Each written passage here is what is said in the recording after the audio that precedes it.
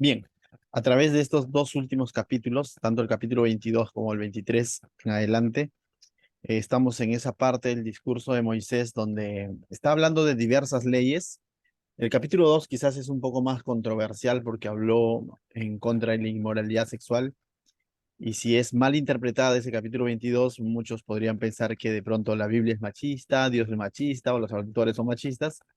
Pero cuando leemos detenidamente, haciendo el uso correcto del método inductivo, nos damos cuenta de que muy por lo contrario, ¿no? Lo que Dios está haciendo es tocar un tema, está mostrando su rechazo a la inmoralidad sexual y está hablando, está protegiendo tanto a la mujer como al varón y está hablando también de consecuencias para la mujer y consecuencias para el varón en el caso de que cometan inmoralidad sexual, ¿no? Entonces, pasamos ese capítulo complicado, quizás o controversial, entramos al capítulo 23, donde en la primera parte, del verso 1 al 14, hemos visto leyes básicamente ceremoniales o sanitarias, donde hemos visto cómo es que se prohíbe de alguna manera que ciertos tipos de personas ingresen a la congregación o a ese ambiente de reunión del pueblo para celebrar al Señor y entonces ha hecho ahí algunas cuantas restricciones, pero vemos de que no está haciendo tanto acepción de personas, sino lo que está haciendo es, no está permitiendo que personas con ciertas prácticas de pecados ingresen y formen parte de su congregación, que es muy distinto, ¿no? Entonces, básicamente vemos cómo es que está dando leyes para preservar la pureza, el ceremonial, para preservar la santidad de su pueblo, ¿no? Entonces, y en medio de eso nos va a mencionar ciertos grupos de personas o ciertos tipos de personas o ciertos pecados que él no va a tolerar dentro de su congregación, ¿no? Del verso 15 al 25 que vamos a ver hoy, habla de leyes humanitarias. Eh, bueno, ese título se le añade, algunas Biblias traen ese título, leyes humanitarias, pero básicamente lo que vamos a ver son leyes que va a hablar un poco sobre la solidaridad o el amor al prójimo, si quiere decir, ¿correcto? Entonces, vamos a ver ciertas leyes aquí, alrededor de cuatro o cinco leyes del versos 15 al 25. La primera, del verso 15 al 16, mira lo que dice. Israel dice, ¿no? No entregarás a tu señor el siervo que huyere a ti de su amo. Morará contigo en medio de ti, en el lugar que escogiere, en alguna de tus ciudades, donde a bien tuviere, no le oprimirás. Entonces, lógicamente le está hablando al pueblo en general, no le está hablando a un individuo, le está hablando al pueblo Israel en general. Y lo que les está diciendo es lo siguiente, ¿no? Dice que si de pronto llega al pueblo, al pueblo Israel, un esclavo que está huyendo de su amo, está diciendo de que dale refugio, está diciendo, no le niegues eh, o no lo entregues a su amo, ¿no? No lo devuelvas. Ahora, no está hablando de israelita e israelita, ¿no? Porque sabemos que en Éxodo hemos visto que la esclavitud o el siervo israelita o el sistema de esclavitud en el pueblo de Israel ha sido bien regulado por Dios, ¿no? Donde vemos cómo es que Dios se encarga de que haya una restitución, haya una equidad, haya un cuidado sobre la vida del esclavo. Y es más, comparando con los otros pueblos, o sea, definitivamente ser esclavo dentro del reino de Israel era mucho mejor que ser esclavo en los pueblos paganos, donde sí no había ningún respeto a sus derechos ni a la persona como tal. Pero dentro del pueblo de Israel vemos que la causal o las razones por el cual se hacían esclavos muchas veces era por una deuda, por una bancarrota, y era la manera de cómo pagar tus deudas a la otra persona trabajando para esa persona por un cierto número de años, que tampoco era indefinido, ¿no? Si no vemos en el libro de Éxodo de que tenía un límite de tiempo y que después de eso se daba libertad al esclavo, pero si el esclavo decidía quedarse con su amo, también podía hacerlo, ¿no? Entonces, la esclavitud dentro del pueblo de Israel estaba bien regulado y preservaba muchas veces la dignidad de la persona. Lo que no sucedía era alrededor de nosotros pueblos, el esclavo simplemente era un ganado, un animal más, ¿no? Era de propiedad de la persona y no se le respetaba ningún tipo de derecho. Entonces, en ese sentido es que Dios está diciendo, no entregarás a su señor el siervo que huyere a ti de su amo. Le está diciendo al pueblo de Israel como tal, de que si llega un esclavo extranjero, no lo devuelvan a su... ¿Por qué? Porque al ser esclavo extranjero, sus derechos en los otros pueblos definitivamente estaban siendo vulnerados, ¿no? Entonces Dios les está diciendo muy por lo contrario, ustedes sean como ese pueblo que da asilo a esos tipos de esclavos. Mira lo que dice versos 16. Morará contigo en medio de ti, en el lugar que escogiere, en alguna de tus ciudades, dice, donde a bien tuviere, no le oprimirás. Entonces le dice, recíbelo, o sea, es extranjero, ciertamente, este, va a cumplir labores, es decir, se va a convertir probablemente en tu esclavo y como te decía hace un momento, ¿no? Era mucho mejor las condiciones de esclavitud dentro del pueblo de Israel que fuera del pueblo de Israel, ¿no? Entonces, esto iba a ser como hacerle un bien a ese esclavo, ¿no? Entonces, está diciendo, sé hospedador, en otras palabras, o dale refugio a esa persona, ¿no? Eh, Interesante porque Israel podría decir, pero ¿por qué yo tengo que tener esa obligación de recibir al esclavo? ¿Por qué no lo tengo que devolver? Recordemos que aquí hay un principio mayor. Israel ha sido esclavo por 400 años en Egipto y sabe lo que es esclavitud. Y en ese sentido, Dios les ha instruido que el sistema de esclavitud dentro del pueblo de Israel tiene que ser de alguna manera equitativo, tiene que ser preservando los derechos de la persona para cuidado y, bueno, como restitución si es que de pronto había una deuda, ¿no? Pero no se podía vulnerar los derechos de la persona. Entonces, ahora les está pidiendo algo más. Si viene un esclavo de afuera, igual recíbanlo, ¿no? Y darle esa protección, a lo que hoy en día quizás pueden llamarle como asilo, ¿no? Entonces tenían esa facultad y al mismo tiempo esa orden de parte de Dios, ¿no? Como está dado como una ley para el pueblo de Israel, ¿sí? Entonces, ahora, eh, ¿de qué manera podríamos aplicar a nosotros? Ciertamente hoy en día no existe la esclavitud como tal, ¿no? O sea, como en aquellos tiempos, pero ¿de qué manera nosotros podríamos aplicar a nuestra vida este principio, ¿no? Definitivamente podemos aplicarlo como siempre estar dispuestos a ayudar al necesitado, ¿no? Fácilmente podríamos decir, no estoy en la obligación, y cierto, no estamos en una obligación quizás con la sociedad de ayudar a todo necesitado, pero sí, de alguna manera tenemos una responsabilidad para con Dios cuando de pronto se presenta una situación frente a nuestros ojos, frente a nosotros.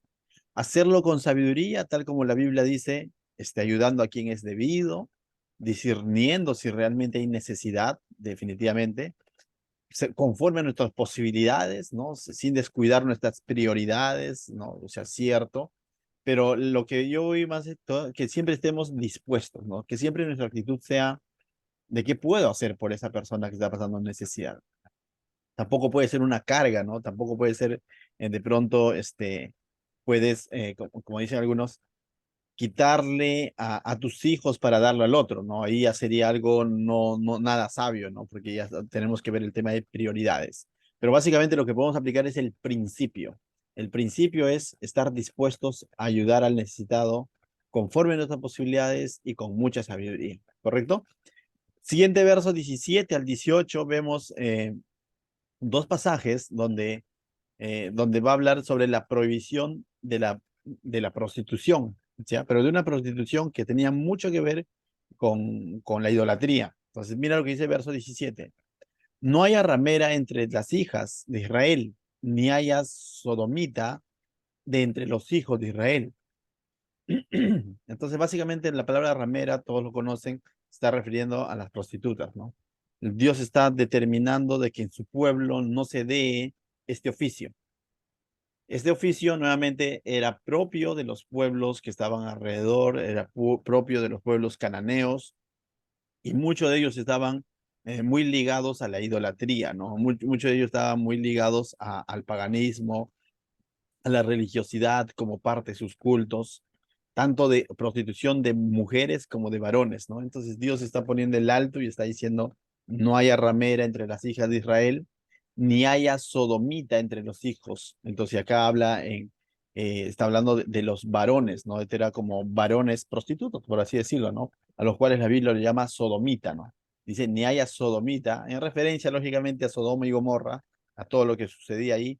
Entonces se le denominaba a un hombre que tenía una vida desordenada o ejercía la prostitución, se le conocía como sodomita, ¿no? Entonces dice, no haya sodomita entre los hijos de Israel. Y Dios es tajante con esto.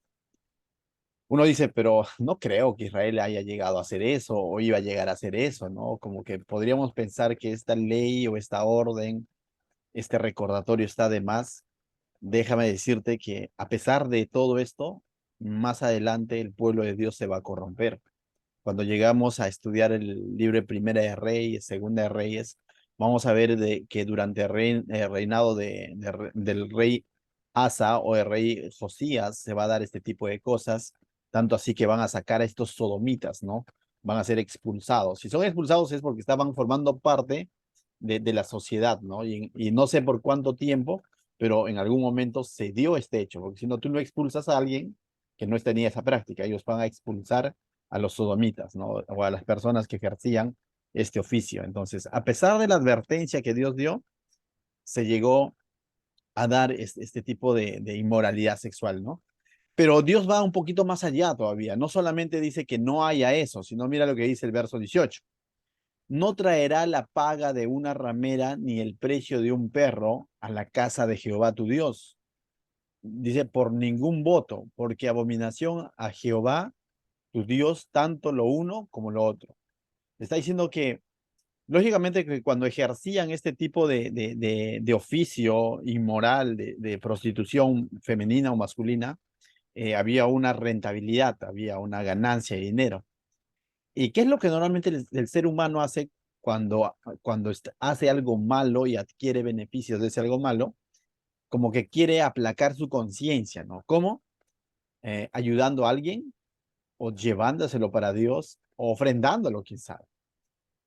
Escuché testimonios de ciertas personas, no voy a decir nombres definitivamente, no sucedió en nuestra iglesia, pero sí de iglesias que en algún momento he conocido, donde personas que estuvieron metidos en la corrupción, por así decirlo, eran fieles congregantes y fieles hermanos que ofrendaban, por así decirlo, ¿no? Hasta que luego salió a la luz la corrupción y se dieron cuenta que el hermano más buenito resultó siendo uno de los más corruptos, ¿no? Eso lamentablemente mancha la obra de Dios, hace daño a la iglesia. Y Dios, qué curioso que Dios le decía a su pueblo, ¿no? Le estaba diciendo, el dinero adquirido, la ganancia adquirida por ejercer ese tipo de oficio, no lo traigas a la casa de Jehová, ¿no? De ninguna manera, ni hagas voto, ni se lo presentes como una ofrenda especial. Debemos recordar algo, hay un principio en todo esto. El principio es que la obra del Señor no necesita dinero ni ganancias inmorales o malavidas, ¿no? O sea, Dios, si va a querer sacar adelante algo, su obra, o ayudar a una persona, no va a hacer de alguna manera haciendo que sus hijos se estén involucrados en este tipo de acciones, ¿no? Entonces, igual nosotros, hermanos, debemos tener mucho cuidado con eso, ¿no? Debemos tener mucho cuidado de las ganancias deshonestas, las ganancias mal habidas, y mucho menos todavía pensar aplacar nuestra conciencia llevándoselo al Señor, ¿no? Pero mira, yo robé para dar a los pobres, ¿no? Como por ahí un dicho por ahí, ¿no? Dice, roba pero para dar a los pobres. Igual está mal, porque el robo está mal. Igual acá, ¿no? En el pasaje, si era un dinero que se obtuvo por ejercer ese tipo de oficio, no lo traigas, dice la casa de Jehová, ¿no? Entonces, vemos que son leyes que de pronto Dios está poniendo nuevamente para preservar la santidad, la pureza de su pueblo, ¿no? Verso 19 al 20 va a hablar sobre los intereses, ¿no? Los intereses. Por ahí quizás tiempo atrás alguien me dijo, el cristiano no debe prestar, ¿no? No, otros dicen, sí debe prestar, pero sin intereses, ¿no? En realidad, si nos vamos al Nuevo Testamento, no va a hablar tanto en cuanto a esto, pero el Antiguo Testamento nos presenta ciertos principios. Vuelvo a repetir, eran leyes para el pueblo de Israel, mas para nosotros son principios que hay que tener mucha sabiduría cómo aplicarlo a nuestra vida, ¿no? Entonces no podemos hacerlo tan literal, porque esto fue dado en un contexto para un pueblo, para un tiempo, y ciertamente, como dijo Pablo, no estamos bajo la ley, pero estos principios son muy útiles hoy en día para nosotros, ¿correcto? A ver, dice, no exigirás de tu hermano interés de dinero, ni intereses de comestibles, ni de cosa alguna de que se suele exigir interés, ¿no? Entonces, ¿era normal aquel entonces el tema de los préstamos? Sí, es más, en Éxodo capítulo 22 está estipulado el tema de el de los préstamos. Lo que Dios está restringiendo es de que se preste dinero al prójimo, ¿no? En este caso, entre israelitas, ¿no? Y bajo una situación en la que uno de ellos está pasando necesidad, pobreza, a tal punto que se está prestando para sus comestibles, es decir, para su canasta básica. Entonces, Dios ahí está diciendo, no exijas interés cuando tú vas a ayudar o vas a prestar a alguien, a alguien que es tu hermano, es del pueblo, y más todavía si de pronto es porque necesita que comer, ¿no? Entonces, eso sería como aprovecharse o hacer negocio con la necesidad del prójimo. Entonces, Dios está estipulando a través de Moisés de que ya lo había dicho en Éxodo capítulo 22, verso 25 en adelante, pero ahora está diciendo nuevamente, está afirmando esa idea, ¿no?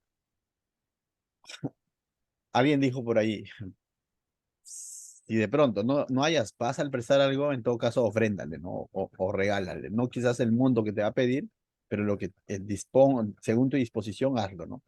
Porque ciertamente no hay ninguna seguridad que te va a pagar, puede ser o no puede ser. Pero lo que sí está claro es de que no podemos sacar provecho de la necesidad del prójimo. Hermano, préstame, por favor, no tengo para el menú de mañana, te lo devuelvo fin de semana. Ya, pero me lo devuelves con intereses. No suena bien, ¿no es cierto? No suena bien, o sea, no se ve bien. Ahora, verso 22 dice, del extraño podrás exigir interés, ¿no? Y cuando habla del extraño, lógicamente está hablando del extranjero. Mas de tu hermano no exigirás, para que te bendiga Jehová tu Dios en toda obra de tus manos, en la tierra donde vas para tomar posesión de ella. Entonces dice, del extraño podrás exigir, dice, interés, ¿no? Entonces, y es interesante, ¿no? Este, sí le era permitido de pronto cobrar intereses al extranjero. Ahora, pero cuando el extranjero venía y pedía de un préstamo, por eso vuelvo a repetir, esto sería bueno contrastar con lo que se enseñó también en Éxodo. Definitivamente está hablando en un ámbito comercial, ¿no? Un extranjero no va a venir a pedir préstamo a un israelita por venir, sino ese préstamo se va a dar muchas veces en el ámbito comercial, ¿no? Si en el ámbito comercial el dinero básicamente viene a ser un producto, un ganado, un animal era un producto, ¿no? Entonces era parte, entonces darle dinero es parte es como si fuese un producto, ¿no? Entonces, en ese sentido, si va a ser usado por fines comerciales, lógicamente, ¿no? La otra persona va a obtener ganancias con ese dinero, entonces el que está prestando también es justo que reciba ganancias, ¿no? Y a eso se le llama intereses. Entonces el Señor no está cortando los intereses del todo, lo que está poniendo las cosas claras es de que cuando tú observas la necesidad de tu hermano, no saques provecho de esa necesidad pidiendo intereses, ni exigiendo intereses. ¿Correcto? Ahora, pastor, total, ¿debo prestar o no debo prestar plata? Yo lo dejo a tu conciencia, ¿no? O sea, déjalo a tu conciencia. En algunos casos, a veces es preferible ofrendarlo, regalarlo. En algunos casos, hazlo, pero no cobres intereses. Y hay ocasiones donde, bueno, si es usado como un producto, ¿no? Es decir, tú puedes ser cristiano, pero si te voy a vender un producto, lo justo es de que tengan una ganancia, ¿no? Entonces, pero hay que tener mucha sabiduría, ¿no? Y hay que estar siempre sintonizados con el Señor, como se dice, cuando vamos a ejecutar eso. Pero aquí vemos algunos principios de qué no hacer, de qué no hacer. No sacar provecho de la necesidad ajena. Mira, verso 21 al 23, ahora nos va a hablar sobre los votos o la importancia, sobre todo, de cumplir nuestros votos. Por ahí se ha predicado y se dice muchas veces, mejor no hagas votos. No tanto el énfasis o el ánimo es de que no hagas votos, sino de que cumplas tus votos. El ánimo no es tanto de que no te comprometas con el Señor, sino que cumplas tu compromiso. El ánimo no es que de pronto no des tu palabra, el ánimo es de que cumplas tu palabra. Entonces, mira lo que dice verso 21 en adelante, dice. Cuando haces voto a Jehová tu Dios, no tardes en pagarlo. En pagarlo es en cumplirlo, básicamente. Porque un voto muchas veces era un ofrecimiento de algo o de un servicio durante un determinado tiempo, de guardarte sobre algo durante un determinado tiempo, o de ofrendar algo al Señor en un determinado momento. Ese era básicamente un voto, ¿no? Y el voto por lo general era voluntario, era un voto, es por eso se llama voto. Todo lo demás, el diezmo, la ofrenda, los holocaustos, tenían una razón, tenían fechas incluso cuando hacerlo, pero el voto era algo voluntario, algo adicional que voluntariamente el israelita decía, yo quiero hacer voto con el Señor, me voy a guardar para él tantos años allá. Entonces, ese era un voto. Entonces, lo que Dios está diciendo es que cuando haces voto a Jehová tu Dios, no tardes en pagarlo. Es decir, cúmplelo. O sea, cúmplelo. Porque ciertamente lo demandará Jehová tu Dios de ti y será pecado en ti, y sería pecado en ti. Entonces dice, el no cumplir un voto, un compromiso hecho ante Dios para con Dios, él lo está estipulando como pecado, ¿no? Entonces es como faltar a tu palabra y faltar a Dios, básicamente, el no haber considerado quién es Dios, ¿no? Bien, no sé si alguna vez has quedado en un compromiso con alguien importante, ya, con alguien muy importante, con un jefe de trabajo, un trabajo nuevo, y quedas pactado una hora, un tiempo, o das tu palabra para hacer algo. Tratas de cumplirlo sí o sí, ¿no es cierto? Porque dices, no, porque esa persona es importante, o porque esa persona, o no, es un nuevo jefe, no sé. ¿Cuánto más Dios, pues? Pero a veces se ha entendido mal esto, y como es Dios, pensamos que Dios va a aguantar todo. ¿Entender? Sea, y esto habla incluso de nuestra diligencia con el que trabajamos, ¿no? Es que lamentablemente el ser humano se relaja según el tipo de presión que tienen. Si nuestros jefes no presionan tanto, no molestan tanto, por así decirlo, no son tan exigentes, sí o no, que a veces suele pasar, como que nos relajamos porque, como que no. Pero si de pronto encontramos un trabajo donde a un mínimo error memorando, o como en el colegio donde trabajamos, o un tiempo dijeron va a haber descuento y entonces la gente como que, pues el descuento, ¿no? Entonces, pero si nos dicen que no hay descuento, como que viene un relajo. Y nuestra forma de trabajar no debe depender tanto de eso, sino no debe radicar tanto en quién está al otro lado, como jefe o como empleador. Nuestra forma, nuestro compromiso, nuestra responsabilidad de trabajo debe ser sobre todo a quién estamos representando, y estamos representando a Dios a donde vayamos. Y en ese sentido es necesario que nosotros seamos, nuestro sí sea sí y nuestro no sea no, ¿no? Nuestros compromisos sean cumplidos. Entonces, no tanto por quién está al otro lado, cuánto más para con Dios, por quién está al otro lado que es Dios y nosotros mismos que tenemos responsabilidad ante Él. Entonces, cuando nosotros entendemos este principio, incluso nuestro modo de servir a Dios va a cambiar, porque a veces puede suceder de que bueno, pues no, Dios no me va a descontar, es Dios, aguanta todo.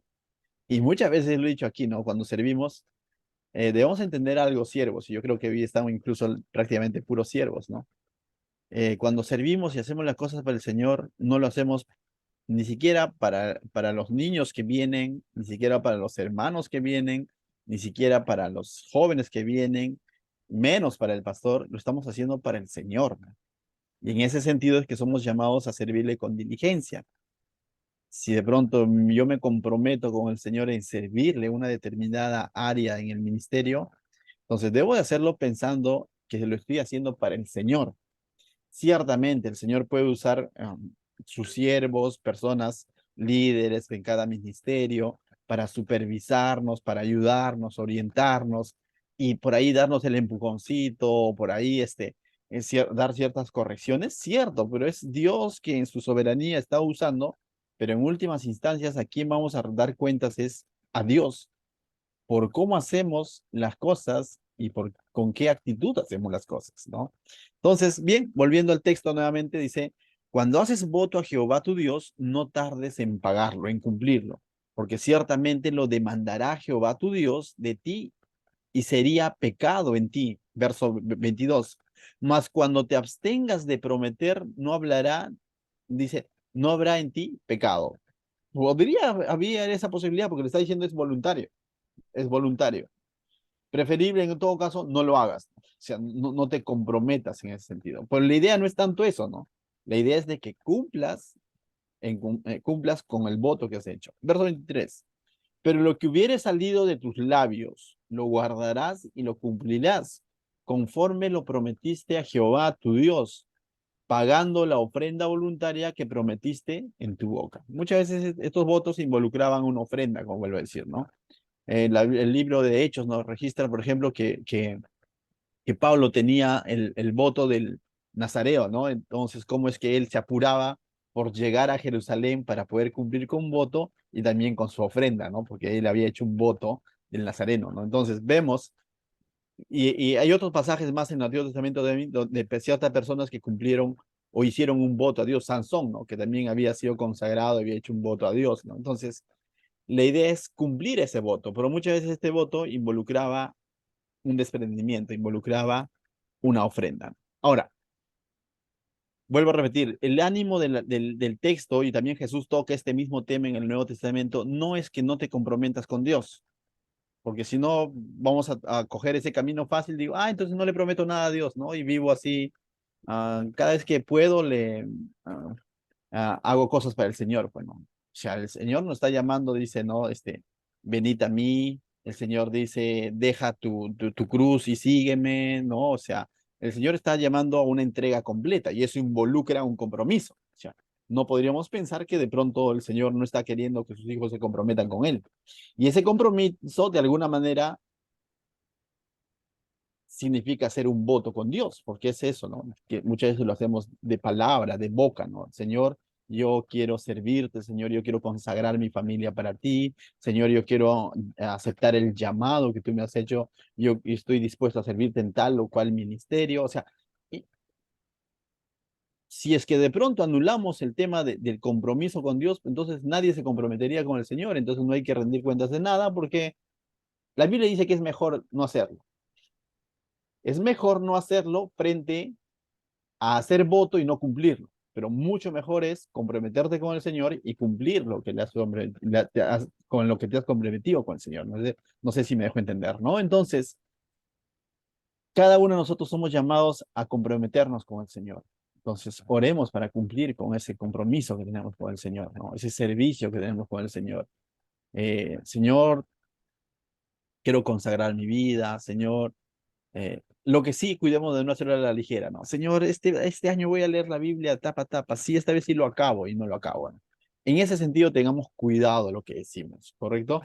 Pero es bueno hacer compromisos con el Señor. Bien, versos 24 y 25, para ir cerrando, dice, va a hablar sobre los extranjeros, van a tener cierto derecho para coger espigas de los campos de cultivo del pueblo de Israel. Mira lo que dice verso 24.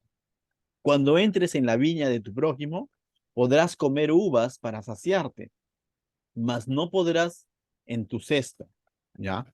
Cuando entres a las mies de tu prójimo, podrás arrancar espigas con tu mano, mas no aplicar hoz a la mies de tu prójimo. Es decir, si ellos estaban viajando de un lugar a otro, porque Israel no era pequeño, era grande, iba a ser grande, entonces, pero en el camino, de pronto llegaba la hora de almuerzo, y aquel entonces, pues no es que vendían comida rápida por todo lado, ¿no? O sea, podías ingresar al campo de cultivo, a una viña de tu prójimo, de otra persona, pero que no es de tu propiedad, y comer, dice, uvas hasta saciarte, ¿no? O sea, de la viña. Es decir, hasta que llenes tu estómago. Pero dice, mas no podrás en tu cesto. Pero lo que no se vale es llevar, pues. Eso ya, o sea, lo que Dios está aquí estipulando es de que sacia tu estómago, no tienes por qué pasar hambre. Y lo que Dios está de pronto acá con esta ley también, por los dos lados, ¿no? Por un lado, tú imagínate como dueño de tu viña, bien ves cómo se meten y comen, ¿no? El Señor está enseñando a ser solidario con el caminante, ¿no? Con el que está de pasada, con el que está de camino, ¿no? O sea, está enseñando a ser solidario con esa persona. De que déjale que coma. Pero a la otra persona le está enseñando también que no sea, si le dan la mano, no se coja hasta el codo, ¿no? Es decir, que no sea aprovechador, sino que coma lo necesario. Y el verso 25 va a reforzar eso mismo, dice, cuando entres en la mies de tu prójimo, podrás arrancar espigas con tu mano, mas no aplicarás hoz a la mies de tu prójimo. El hoz normalmente se usaba ya no para coger unas cuantas espigas, sino para arranchar varios atados de espiga, ¿no? Ya era una cosecha mayor, por así decirlo. Entonces, no puedes para llevar ni puedes cosechar más allá de lo que puedas comer, ¿no? Entonces, eso estaba estipulado por el pueblo de Israel y eso era normal en el tiempo del pueblo de Israel. No sé, hay un pasaje en el Nuevo Testamento, en Mateo capítulo 12, si no me equivoco, donde Jesús y sus discípulos también era mediodía, tenían hambre, era día de reposo, y entran al campo y comen espigas. También vemos en el pasaje, con David ocurre lo mismo y sus soldados, ¿no? Entran al campo y comen espigas.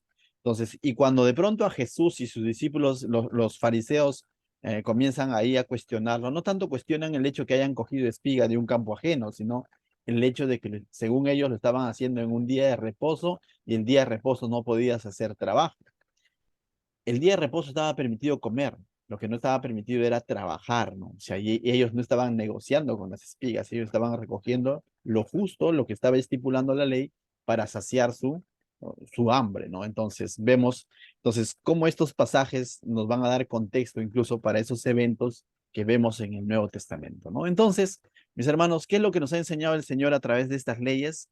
Se le conoce como leyes humanitarias porque nos ha enseñado bastante en cuanto a la solidaridad, en cuanto a ayudar al prójimo, a veces con un préstamo, pero sin requerir de él intereses, ¿no?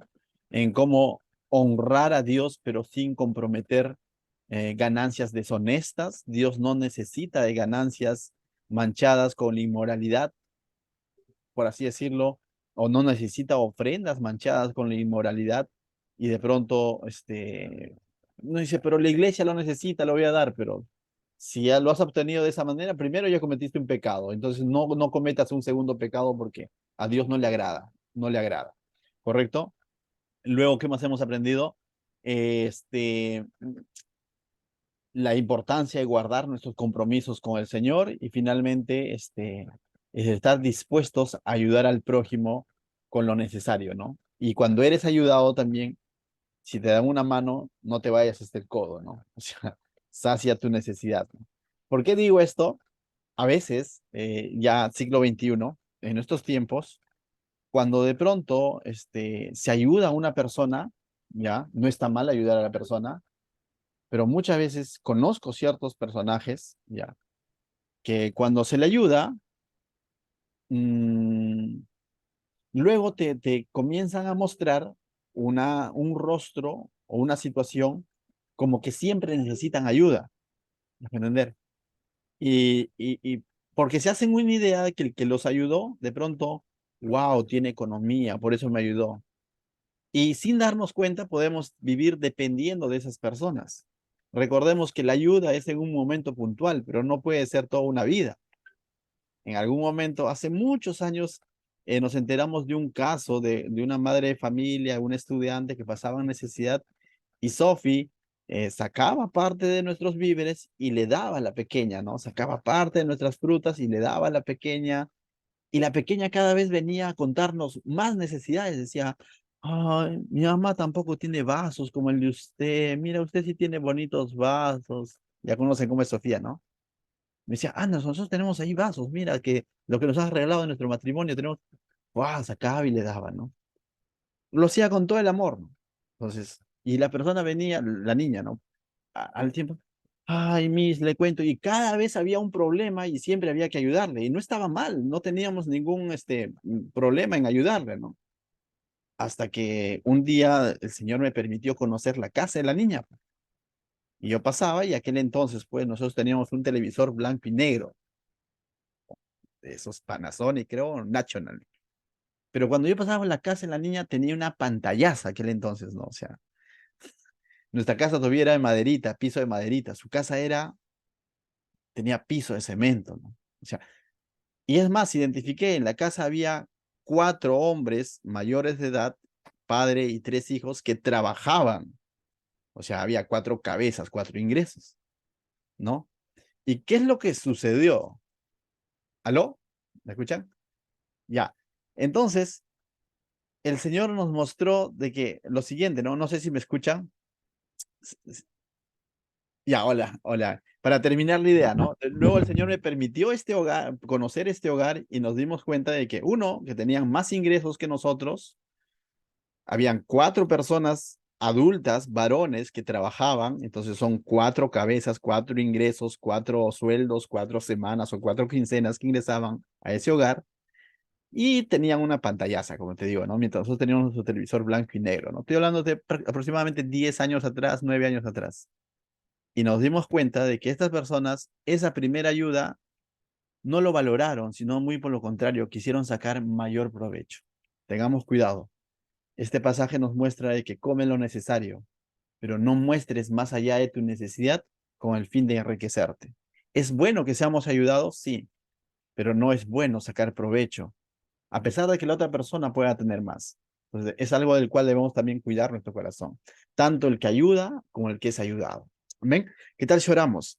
Padre, te doy gracias, Señor, esta noche por tu palabra, por cómo es que tú nos instruyes a través de estos principios, Señor, eh, a poder ser solidarios, a poder ser íntegros contigo, a poder siempre percibir la necesidad en el prójimo.